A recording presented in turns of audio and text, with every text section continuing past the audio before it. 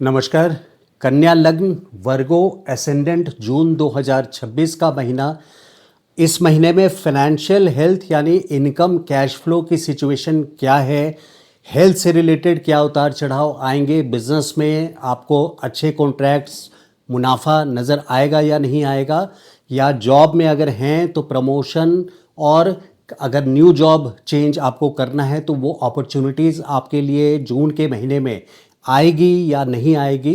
तो जून का महीना कैसे स्पेशल रहने वाला है, इन बातों को चल के वीडियो में डिटेल में देखते हैं। वीडियो को लास्ट तक देखिएगा, क्योंकि वीडियो में अलग अलग सब्जेक्ट्स पे यानी हेल्थ पे, फाइनेंस पे, job, new job, promotion, business, इन सभी विषयों पे डिटेल में डिस्कशन किया गया है। और उसके अलावा डेट्स जो हैं, तारीख, वो अलग अलग डेट्स अलग अलग क्षेत्रों के लिए दिया गया है कि कब से कब आपके हेल्थ के लिए आपको सावधानी बरतनी है, कब से कब आप न्यू जॉब एक्सपेक्ट कर सकते हैं कि न्यू जॉब मिलने की संभावना है। तो डिटेल को चल कर देखें। सबसे पहले देखते हैं कि काल सर्प दोष दिख रहा है कन्या लग्न वर्गो एसेंडेंट सभी राशियों के लिए। काल सर्प दोष दिख रहा है। यहाँ राहु छठे भाव में, केतु आपके 12वें स्थान पे, और इसी बीच में इसी 180 डिग्री के एक्सिस में सभी ग्रह यहाँ पर हैं। लेकिन और यही चीज़ आप कई सारे ज्योतिषियों के वीडियो में, जिनको भी आप फॉलो करते हैं, देखेंगे जून के महीने में काल सर्प दोष बन रहा है। लेकिन इससे बहुत ज़्यादा घबराने की ज़रूरत बिल्कुल नहीं है। देखिए, उन लोगों को सावधानी बरतनी ज़रूरी है जिनके जन्म कुंडली में, बर्थ चार्ट में जिनके काल सर्प दोष है, उनके लिए जून के महीने में सावधानी बरतना बिल्कुल अनिवार्य यानी ज़रूरी हो जाता है। या फिर जिनके जन्म कुंडली में काल सर्प दोष है और राहु की दशा चल रही है या केतु की दशा चल रही है, उनके लिए और भी ज़्यादा ज़रूरी हो जाता है। लेकिन बाकी लोगों के लिए इससे भयभीत होने की ज़रूरत नहीं है, डरने की ज़रूरत नहीं है।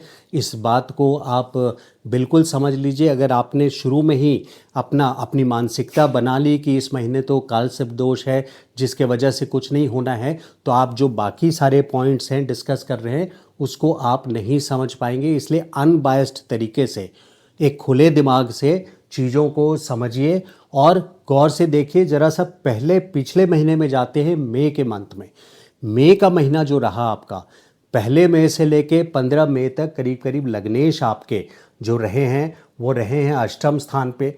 तो 29 मई से लेकर, खास करके 29 मई नहीं, 1 मई से 15 मई तक अष्टम स्थान पे बुध आपके जीवन के कर्ता धर्ता जो हैं, यानी एक तरह से आपके अच्छे या बुरे दिन के जो मार्कर हैं कि कब कैसे इवेंट्स होगा, उसके लिए बुध को ट्रैक करना बहुत इंपॉर्टेंट होता है। अष्टम स्थान मारक स्थान है। तो यहाँ पे बुध का पहले 15 दिन में आप लोगों को काफ़ी स्ट्रगल का सामना करना पड़ा होगा। 15 के बाद से लेकर के करीब 29 तारीख तक यहाँ पे भाग्य स्थान पे बुध जरूर गए थे, यानी 9th हाउस में। और शुक्र भी आपके आ गए थे दशम स्थान पे। शुक्र की भी पोजीशन थी 14 मई से 8 जून तक मिथुन राशि में। लेकिन अब इस तरह की देखिए कि कर्म स्थान पे अगर शुक्र थे तो चीज़ें कुछ इम्प्रूव हुई, भाग्य स्थान पे लग्नेश गए, लेकिन वो मज़ा नहीं आ रहा था आपको, या वो पॉजिटिव इवेंट्स या सक्सेस आपको देखने को नहीं मिला होगा मई के महीने में। अगले 15 दिन में भी, 15 मई से लेकर के 29 मई तक की बात कर रहा हूँ, जो आपको जून के मंथ में देखने को मिलेगा। उसकी वजह, एक बड़ी वजह यह है कि 29 मई से 22 जून तक बुध आपके कर्म स्थान पर आए हैं। इसकी इम्पोर्टेंस, ये साल में जब भी ये आते हैं, 88 दिन में वैसे तो इनका गोचर होता है सभी 12 घर में, तो जब भी ये दशम स्थान पे आते हैं, कर्म स्थान पे आते हैं, प्रोफेशन के हाउस में, तो इनकी जो अहमियतता है, यानी जो इम्पोर्टेंस है आपके लाइफ में प्रोफेशन की, उस पर बड़ा जोर रहता है। और ये बहुत इम्पॉर्टेंट डेज हो जाते हैं जो 29 मई से 22 जून तक का पीरियड है। सबसे पहले हम प्रोफेशन को डिस्कस कर रहे हैं, यानी आप बिजनेस में हो या जॉब में हो, इस दोनों क्षेत्र में से किसी में हो, डॉक्टर हो, सेल्फ प्रैक्टिशनर हो या आर्किटेक्ट हो, तो 29 मई से 22 जून तक बुध का कर्म स्थान दशम स्थान से ट्रांजिट आपके लिए प्रोफेशनली बहुत इम्पॉर्टेंट टाइम ये है। आपको काफ़ी अच्छा सक्सेस देखने को इस टाइम पे मिलेगा। बहुत हैपनिंग फील करेंगे आप थोड़ा सा प्रेशर, क्योंकि आपको परफॉर्म भी करना होता है, चीज़ें सिर्फ आ नहीं जाती। कर्म क्षेत्र है ये, यानी कर्म भाव है, तो कर्म तो करना ही पड़ेगा, प्रेशर भी फील करेंगे। लेकिन ये सक्सेस की ओर आपको, अगर जॉब में आप हैं तो न्यू जॉब अपॉर्चुनिटीज़ आपको 22 जून तक मिलने की पूरी संभावना है। एग्जिस्टिंग जॉब में भी प्रमोशंस की संभावना आपको है यहाँ पे। और इस तरह से प्रोफेशनल लाइफ के लिए बहुत अच्छा है, लेकिन इसमें भी एक कैच है। अब वो कैच क्या है, यानी कहीं केयरफुल, सारी चीज़ें अच्छी नहीं हो सकती। तो एक बात ज़रा गौर से सुन लीजिए कि 2 जून से लेकर के 11 जून तक, 22 जून तक बुध आपके दशम स्थान पे हैं, पॉजिटिव डेवलपमेंट्स दिखेंगे। लेकिन 2 जून से लेकर के 11 जून तक आपको प्रोफेशनली कोई बहुत इम्पॉर्टेंट रिस्की स्टेप्स नहीं लेना है। कोई ना कोई डिस्टर्बेंस भी हो सकता है। बुध ट्रांजिट करेंगे, गोचर करेंगे आर्द्रा नक्षत्र से। मिथुन राशि जो दशम स्थान पे पड़ रहा है आपके, वहाँ पे आर्द्रा नक्षत्र भी है। तो मिथुन राशि से बुध जब गुजर रहे हैं अपनी ही राशि में, तो यहाँ पे आर्द्रा नक्षत्र में उनके लिए ये एक आंधी तूफान का नक्षत्र है, यानी डिस्टर्बेंस का नक्षत्र है। तो कोई ना कोई प्रोफेशनल अपहीवल, यानी कुछ ना कुछ आपको डिस्टर्बेंस नज़र आएगा 2 तारीख से लेकर जून के 11 तारीख तक। तो इस बात को ध्यान रखिएगा। Be careful between 2 June and 11 जून, इस बात को ध्यान रखिए। वैसे ओवरऑल टाइम 22 जून तक का स्पेशली बहुत अच्छा रहने वाला है। और ऐसा नहीं है कि 22 जून के बाद फिर अच्छा नहीं रहेगा, ये बात मैं नहीं बोल रहा, क्योंकि 15 जून को ही सूर्य भी आ जाएंगे आपके। बेशक 12वें स्थान के स्वामी हैं, लेकिन सूर्य को ना एक डायरेक्शनल स्ट्रेंथ मिलता है, दिग्बली बोले जाते हैं दशम स्थान पे। तो एक रॉयल्टी वाली फीलिंग आएगी, यानी आपके सीनियर से, मैनेजमेंट से आपको सपोर्ट मिलेगा। अगर आप बिज़नेस में हैं तो आपके कस्टमर से भी आपको सपोर्ट मिलेगा। जहाँ से भी आप ऑर्डर्स लेते हैं तो वो भी एक मैनेजमेंट है, तो उससे आपको सपोर्ट मिलेगा, कॉन्ट्रैक्ट्स आपको मिलेंगे। तो पूरे ही जून के महीने में आपको प्रोफेशनल लाइफ से रिलेटेड काफ़ी अच्छा सक्सेस मिलेगा। लेकिन वहाँ भी एक दूसरा डेट फिर से मैं दे रहा हूँ, जब कैच है कि 15 जून के बाद भी 15 जुलाई तक सक्सेस आपको प्रोफेशनली देखने को ज़रूर मिलेगा। लेकिन जहाँ मैंने 2 से लेकर के 11 जून तक केयरफुल रहने बोला है, वहीं पे दूसरा सावधानी बरतने वाला जो डेट है वो है 22 जून से लेकर के 6 जुलाई तक, क्योंकि इस बीच में सूर्य दशम में होके आर्द्रा नक्षत्र से ट्रांजिट करेंगे, गुजरेंगे। और वहाँ पे फिर कोई ना कोई उस 10-12 दिनों में, 22 जून से लेकर के 6 जुलाई के बीच में, आपको मैनेजमेंट से, अथॉरिटी से सावधानी बरतनी है। अपने बॉसेस से, सीनियर से, अपने RWA के मैनेजमेंट से, कोई भी मैनेजमेंट हो, गवर्नमेंट से रिलेटेड काम करते हों, टेंडरिंग में हो, तो वहाँ कोई भी डीलिंग आपकी है तो वो स्पेशली आप केयरफुल रहिए। ओवरऑल देखिए, ये ओवरऑल अगर मैं प्रोफेशनल लाइफ को देखूं तो 29 मई से लेकर के 15 जुलाई तक का फेज़ मुझे बहुत अच्छा दिख रहा है कन्या लग्न वालों का। लेकिन इसमें मैं 2 डेट विशेष करके निकाल रहा हूँ जिसमें आपको सावधानी बरतनी है। क्लैरिटी के लिए रिपीट कर देता हूँ सो दैट आपको याद हो जाए। 2 जून से लेके 11 जून जब बुध आर्द्रा में है, और फिर 22 जून से लेके 6 जुलाई तक जब आपको फिर से सावधानी बरतती है। और वो सावधानी विशेष करके अपने प्रोफेशन से रिलेटेड, बिजनेस हो, जॉब हो, चाहे आप डॉक्टर हैं, चाहे आर्किटेक्ट हैं, चाहे कंसल्टेंट हैं, तो आपको ये डेट्स खास करके याद रखना है। बट ओवरऑल बहुत पॉजिटिव टाइम बिजनेस के लिए, जिसके लिए काफ़ी लंबे टाइम से आप लोग रुके हुए हैं कन्या लग्न वाले, वो आपको देखने को मिलेगा। अब ज़रा फाइनेंशियल सिचुएशन भी देखते हैं। देखिए, फाइनेंशियल सिचुएशन में आपके 8 जून से ही शुक्र जो है वो दूसरे घर के स्वामी होके 11वें घर में गए हैं। तो सेकंड हाउस लॉर्ड इन 11th हाउस, ये बहुत अच्छा है। 8 जून से लेकर के शुक्र 4 जुलाई तक 11वें धन स्थान पर हैं। तो फाइनेंशियल फ्लो बहुत अच्छा रहेगा जून के महीने में, 8 जून से 4 जुलाई तक। तो और उसके साथ साथ एक और चीज़ है जो देखनी बहुत ज़रूरी है कि बृहस्पति जून के महीने में 2 जून को अगले 1 साल के लिए बड़े लेवल पे अगर मैं बोलूं तो अपने उच्च राशि में 1 साल के लिए हैं। ये और बात है कि 31 अक्टूबर में को ये राशि परिवर्तन करके आपके 12वें स्थान पे चले जाएंगे, फिर 4 महीने बाद 26 जनवरी को वापस आ जाएंगे।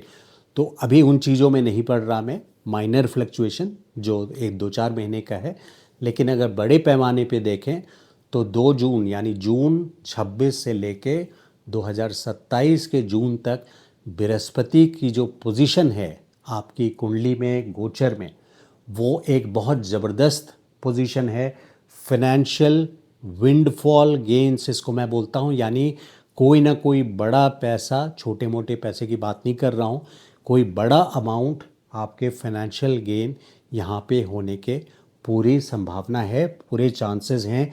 तो बड़े प्लानिंग फाइनेंशियल से रिलेटेड जो भी आप करना चाहते हैं वो दिस इज़ द टाइम जब आप कर सकते हैं, क्योंकि यहाँ पे बृहस्पति उच्च स्थान पे, उच्च राशि में, यानी स्थान नहीं, उच्च राशि में यहाँ बैठे हैं। और जून के महीने में 8 जून से लेकर 4 जुलाई तक शुक्र भी बैठे हैं। अब ये मत कमेंट बॉक्स में लिखिए कि ये दोनों दुश्मन हैं तो फिर इसका रिज़ल्ट क्या होगा। बहुत सारी चीज़ों में अगर आप डिटेल में जाएंगे तो फिर कन्फ्यूजन होगा।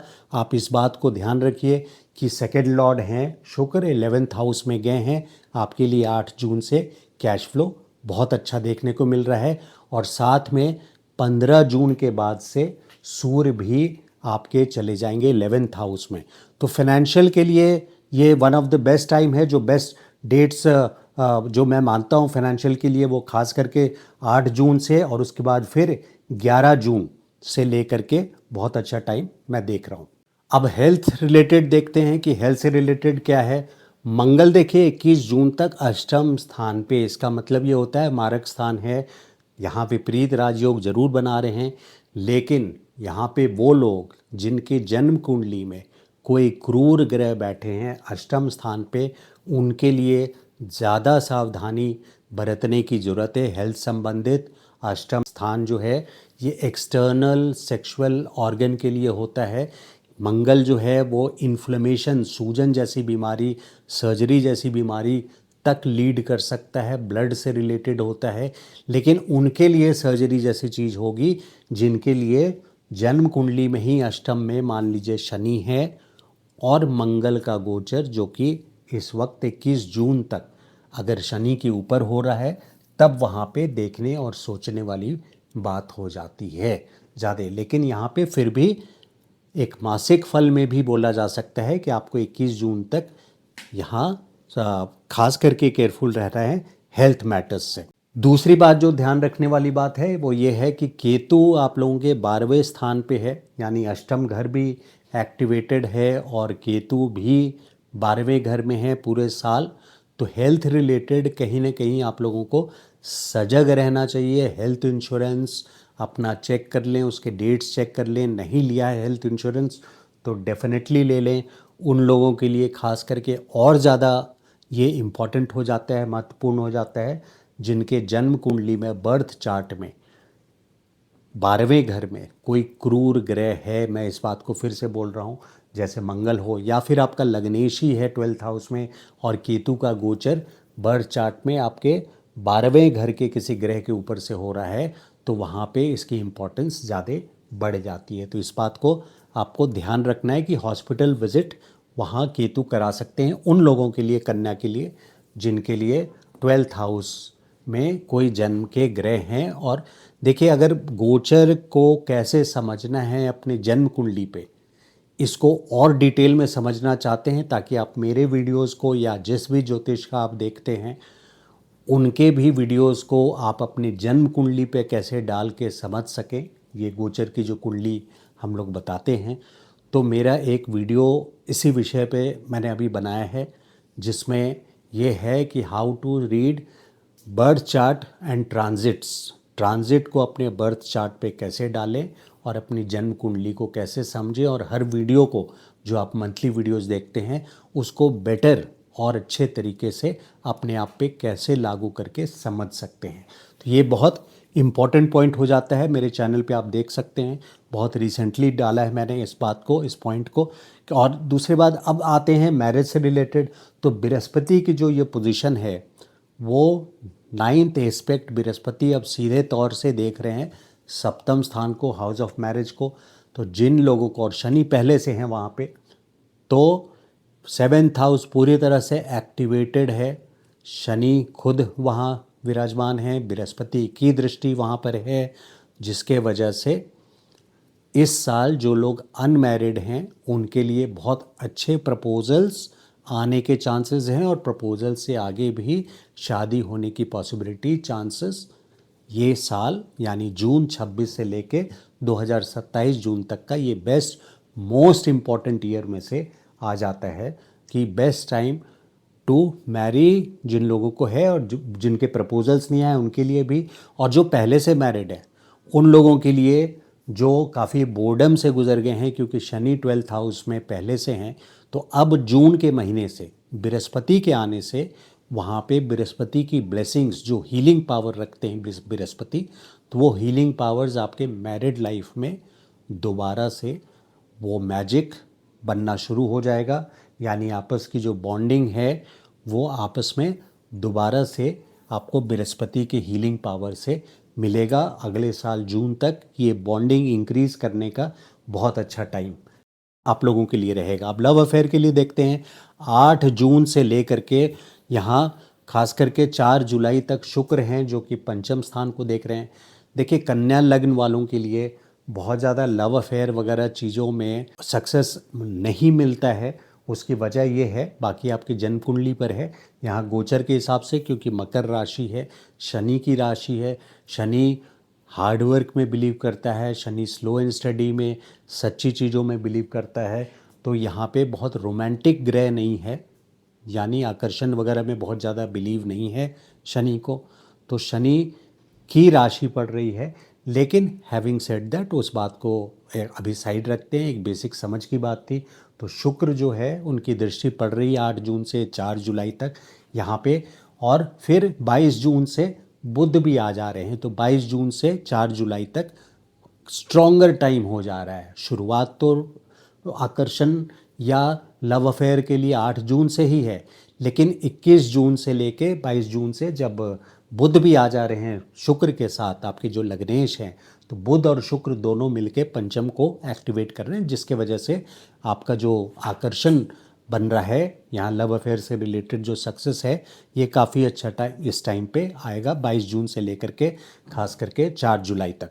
स्टॉक मार्केट में देखिए, फिर से मैं बोलूँगा, स्टॉक मार्केट के लिए पंचम स्थान, शनि की राशि, यहाँ पे हार्ड वर्क के बिना सडन गेन बहुत ज़्यादा, आप अपनी पूरी लाइफ को अगर देखेंगे एक झलक में, तो स्टॉक मार्केट में कभी हो गया हो आपकी दशा और अंतर्दशा के वजह से या गोचर के वजह से, तो वो एक अलग चीज़ है। लेकिन पूरे लाइफ की अगर आप चित्र खींचेंगे किसी कन्या लग्न वालों की जो 70-75 साल के हैं, और उनसे पूछेंगे कि क्या आपने बहुत ज़्यादा शेयर मार्केट में आपने फॉर्च्यून, अपना नसीब बनाया, तो आपको नो ही आंसर मिलेगा।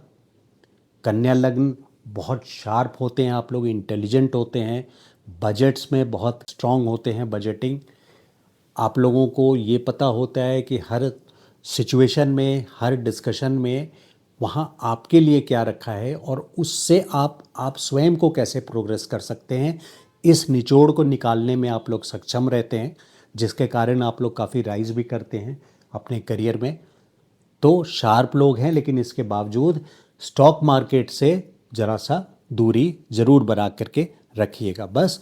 लेकिन फिर भी 22 जून से लेकर 4 जुलाई तक कुछ गेंस आपको स्टॉक मार्केट से रिलेटेड देखने को मिलेगा।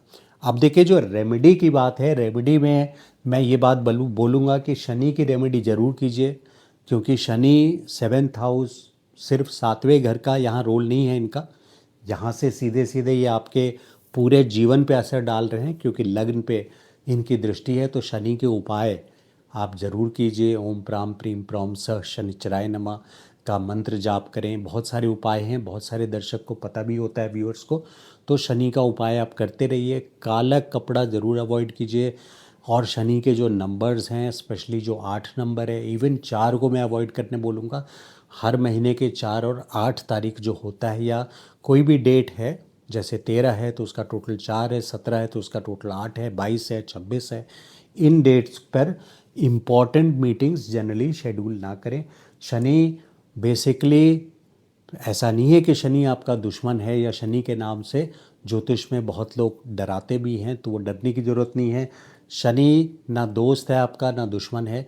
शनि तो जैसे कर्म किए हैं आपने, वो वापस ला करके आपको वही देते हैं। तो एक ऑडिटर हैं, आप ही को ऑडिट करते हैं, और ऑडिटर्स लोगों को पसंद नहीं होते। अगर घर में कोई ऑडिटर आ जाए तो आपको पसंद नहीं आएगा, या ऑफिस में भी कोई ऑडिटर आ जाता है तो आपके सीनियर्स और बोर्ड मीटिंग्स, वो बोर्ड के सारे मेंबर्स भी घबरा जाते हैं। तो ऑडिटर्स को कोई पसंद नहीं करता, इस वजह से शनि को उपाय कीजिए। केतु का भी उपाय एक कंटिन्यूस तरीके से करते रहिए। केतु के जो उपाय हैं, मंदिर का झंडा डोनेट करने, यानी मंदिर में जो मंदिर के लिए झंडा होता है उसको डोनेट करना है। साल में 3 या 4 झंडा किसी भी मंदिर में, मंदिर के ऊपर लगाने के लिए झंडा को आप डोनेट कर सकते हैं। स्ट्रीट डॉग्स को हेल्प करना, पब्लिक न्यूसेंस बने बिना। कोई स्ट्रीट डॉग को आप इंजर्ड देखें, यानी चोट लगे हुआ देखें, तो आप वेट पे ले जाएं, किसी वेटनरी डॉक्टर से उसका इलाज कराएं। ये सारी चीज़ें बहुत इम्पॉर्टेंट रहती है लॉन्ग रन में, क्योंकि यहाँ पे इस युग में हम सिर्फ अपने फ़ायदे की चीज़ें देखते हैं, लेकिन कुछ कर्म हमारे ऐसे लॉन्ग रन में होने चाहिए जिससे हमारा कर्म का जो अच्छे कर्म हैं वो भी नियमित काल चक्र में चलता रहे और वो रिकॉर्डेड होता है। और ये ज्योतिष उससे बड़ा प्रमाण आपको नहीं मिल सकता है कि कर्म जो है ये पिछले जीवन का आपका कर्म का पूरा एनालिसिस है, एक्सरे है जो आपको मिलता है। तो ये जून का कन्या लग्न का वर्गो असेंडेंट का विश्लेषण था। मेरा वीडियो अच्छा लगा हो तो लाइक एंड शेयर ज़रूर कीजिएगा, इससे काफ़ी मोटिवेशन मिलता है। और चैनल को सब्सक्राइब नहीं किया है तो please subscribe to the channel. Thank you so much. नमस्कार।